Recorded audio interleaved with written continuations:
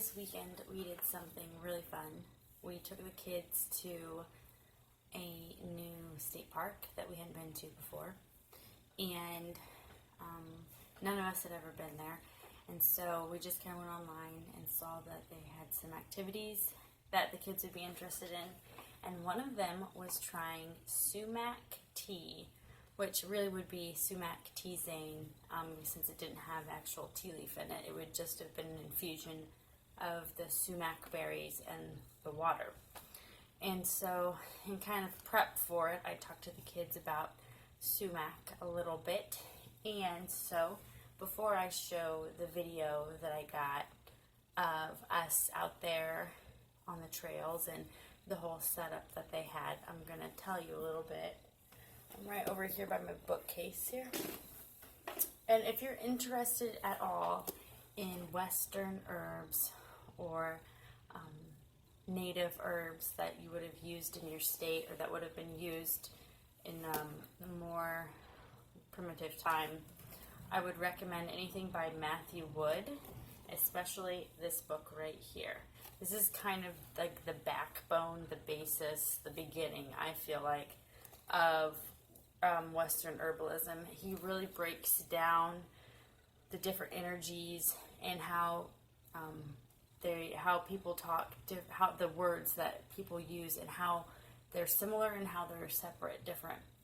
And what I mean by that is I'm like tripping over myself as I'm talking, aren't I? What I mean by that is when you get into alternative medicine or different types of herbology, or when you Chinese, traditional Chinese medicine or acupuncture, just things like that. Sounded like one of my kids was awake just then. You hear specific words, right? Fire, earth, water, pitta, vata, the yin and the yang, things like that. And they're different, but they all can mean similar things. And they're all different ways of looking at how the body works and explaining how the body works. And I think he does a really good job in this book showing that maybe you don't have the Chinese herb that will have these type of specific types of chemicals that you need, or have a reaction that you need, that you're wanting to produce, but you have this Western herb mixed with this other Western herb, or something like that in general. And you can use it, and you can grow it here, and you can know that the quality is good and things like that, because it's a native plant and not something that you're purchasing from a company who knows the quality or how old it is or anything like that, because you're wanting a specific herb where you can get the same reactions from a natural, or from a native plant. So this is really good for that. It really breaks down the terminology and how different the terminology is compared to the medical community, because it seems like a lot of people get stuck on medical terms and then they just try to transpose those onto herbalism. And you see it a lot with like aromatherapy right now. Everyone's like healing this and curing this, and that's not how herbalism talks. And we also talk about tissue states separately, and it has its own language, like medicine has its own language. And so when you use the proper terminology with a client or with someone that you're talking to, you're doing it properly, and you're not like kind of limiting it or doing it a disservice by putting it under like the umbrella of medicine. And I feel like that happens a lot, especially with like essential oils and supplements and things like that. They get put under this umbrella of medicine, where you don't use the same terminology. And you don't want to use medical terminology because, one, you're not a medical practitioner unless you are, but most people aren't doctors or, nurses. And two, a lot of times there's better words for it, honestly. There's just a better word for it than what the medical term you're using would be, because it doesn't fit in that mold. It fits into an herbalism and herbology mold. So, anyway, blah, blah, blah, if you guys care about that. This is a good one right here to kind of really, really start out. Basic doctrine, energetics, and classification. Okay, so right here. sumac right there. I'm going to show you 3 different types it talks about here. And the one that we had yesterday was floral sumac, which is kind of the one that most people know about and is the most common, and is pretty much known to be safe. I mean, similar to like you're thinking dandelion, chamomile, like that. You make a really weak drink out of it. You drink it. You're not drinking it medicinally in the sense that you're drinking massive quantities of it for a reaction. It's kind of known to be safe for children, adults, elderly. Always, if you're on medication, you need to talk to your doctor about any like contraindications and things like that. If you're pregnant, you always need to be a little more weird about that too, about how your body takes things. But for the most part, it's pretty safe. Also, it says, let's see here. It says Dr. J.T. McClanahan of Boonville, Missouri, introduced fragrant sumac, which is what you'll see, which we drank, in 1879 as a remedy for urinary incontinence and excessive urination. And it became an official remedy in 19th century medicine. And so it was used a lot, and it was used consistently for these specific things. And so there's research out there that shows that this can help. So that was kind of neat to know. Obviously, they would have to be taking it in some type of way to see a desired result, not just drinking it to enjoy it, or occasionally, or going out and picking it and drinking it as a refreshing beverage. They're taking it medicinally for some type of wanted result, right? The Department of Natural Resources lady gathered it off of the park. So it's not some like herb that you have to go out, like it's not like you're trying to find like wild ginseng and you have to go out and make sure no one's trying to kill you because it's so expensive and all these things. You can definitely get it there and you can drink it, and it's something that you can take recreationally, that you can drink for enjoyment, like mint, like chamomile, like even like catnip and things like that. Just as a refreshing beverage. It doesn't have to be taken in this tincture form, for a desired result. You can just enjoy it, which is what we did yesterday. So it says the berries are sour, cooling, astringent. And the one that we actually tried yesterday wasn't very sour, and it was very, very mild. And we actually asked her how she prepared it. And she did it a really interesting way. She just said that she took the berries and that she's picking them mid-July, but we have had a lot of rain. And she said that she wondered if that changed the sourness of the berry. And she put them in a big container, covered cold water over them, and she let them set for 24 hours. And so she almost did like a weird like sun tea. If anyone ever is familiar with sun tea, where you just let something infuse out in the sun for a full day with cold water. She kind of did something like that, where normally what you would do, or at least what I've done in the past, is I would, if it's berries, you would make what's called a decoction, where as opposed to infusing it in hot water like a tea bag, like what you would do a leaf, you would actually put it in water over heat, and you would let it get hot and like a boil, and then you let it cool, kind of break it down, but let that heat really help that water just infuse everything really well. But she didn't do that, and that is another reason why it's probably a lot more mild than it would be if you did it the other way too. But she did say it was quite a bit more mild than what she normally makes. It was really good. I think only one of my kids didn't like it. Everyone else drank it, and it was very refreshing. It was a pretty hot day.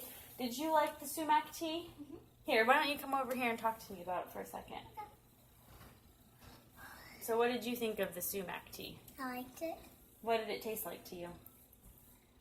Just tastes like more tea, not nothing sweet or anything. Mm-hmm. It's just tastes like regular. Did it taste kind of watered down, or strong, or sour, or sweet? It tastes sweet. Sweet? Mm-hmm. Okay. And what color was it? Do you remember? Orange. Like an orangish, reddish color, wasn't it? Mhm. That's my tea, isn't it? I'm drinking my tea. All right, thank you. One thing you do have to be wary of is going online and looking up herbs, because you can find anything online, which is great, but you can find anything online, which is terrible. I mean, really, you know what I mean. And so it really is important to find known herbalists who have lots of education, who have lots of practice, who are well respected in their field, and buy their books. And then piece apart the things that you read online based off of that. Or go to a good school, take a class, something where you actually have practicing people who have credentials or certifications or just respect in that field. Yeah. So this is a good one. Really basic. I'm sure I could go and spend a lot more time looking at a lot of different things, learn a lot more about it, but just something fun. I kind of wanted to clear up what we were doing before we left, before I show you what we did. And so I will send you over to the video where we're doing a lot more interesting things. And hopefully you can see the color and everything of the Sumac beverage. This is what Anna would look like if we didn't mow or without buildings. This is what Indiana would look like? Yeah. Yeah, it is. Like, that's so. Alright guys, you want to walk to the village? Yeah. Yeah.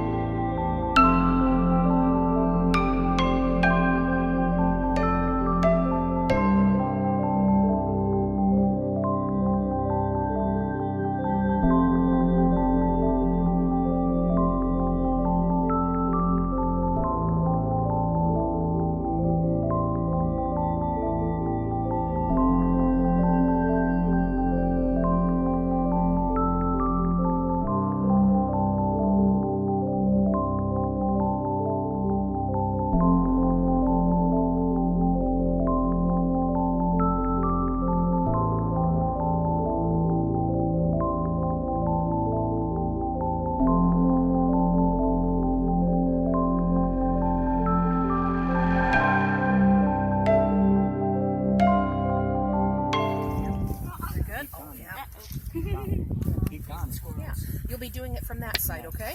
Go over to that side, Landon, job. Michaela. There you go.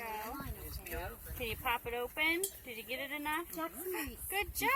All right, now back to Direction. Nope, stay in line. Yep. Yep. This young lady's going to finish hers, and then he's going to go next, and then her, and then you, okay? Yeah. Maybe one more little hit. They can't behind me. There you go. Yeah. There is a fine line between crack and crush when it comes to nuts. So, yeah. Yeah, you can eat it. Yeah, feel free. Okay, Place will you yourself. help him with? Oh, there we go. Good job, bud. Pretty spot. Yep, yep. You sit right This there. is yummy. A lighter weight person can sit on that one. Jackson. One in there. Good job. I'm going to make you go last if you try to get in front of her. But obviously the hazelnuts are from this past season. Something that can really be held on to for long time periods. This is the season for Ooh, there's the Sumac. sound. And so that's actually what we put on the schedule for today, which was to talk about sumac. And here in Indiana, sumac comes actually in a lot of different shapes and sizes. A lot of people are familiar with the kind of cone-shaped red berries. We have this kind of sumac, which is like staghorn sumac or smooth sumac. But we also have fragrant sumac, and that is what is on right now. So this is fragrant sumac. Yeah, they're much bigger. So staghorn sumac and smooth sumac come in these little sort of cone-shaped clusters. This is fragrant sumac, and it comes in. Yeah, yeah, and they come in little clusters like this, and you can just rake them off. Okay. So I made a small little batch of tea to share with people if anyone's interested in a drink. After you peel an orange and you have a little bit of that citrusy oil on your fingers, that's usually what it feels like after I harvest sumac, and I didn't feel much of that this time. So, anybody else want to try it? I don't really like it. Would you like just a little bit more? Tommy, you want to try hers? Yeah. Here, go ahead. Have Audrey's. She doesn't like it. She's not a fan. So this one is pretty mild. Would you like to try it? Let me try a drink. I'll try it. I want another nut then. So I've, Which way? yeah. I want another nut. Oh yeah, that's is it